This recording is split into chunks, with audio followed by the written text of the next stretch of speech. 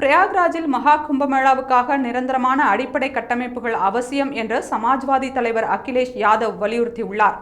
சமாஜ்வாதியின் மாநில தலைமையகத்தில் நடந்த கூட்டத்தில் கலந்து கொண்டு பேசிய அகிலேஷ் யாதவ், மகா கும்பமேளா என்பது துறவிகள், மத தலைவர்கள் மற்றும் பொதுமக்களின் நம்பிக்கைக்கு உரிய மத நிகழ்வாக உள்ள நிலையில் பாஜக அரசு அதை ஓர் அரசியல் நிகழ்வாக மாற்ற முயற்சிக்கிறது.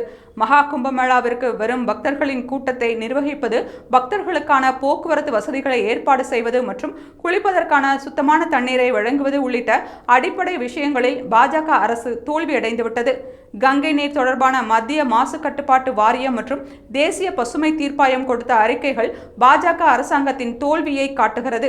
கங்கை நதியை சுத்தம் செய்வதற்காக ஆயிரக்கணக்கான கோடி ரூபாய் ஒதுக்கப்பட்ட நிலையில் பாஜக அரசால் நதியை சுத்தம் செய்ய முடியவில்லை. கும்பமேளாவை நடத்துவதற்கு நிரந்தர மற்றும் அடிப்படை உட்கட்டமைப்பை உருவாக்க வேண்டும் என்று தெரிவித்துள்ளார்.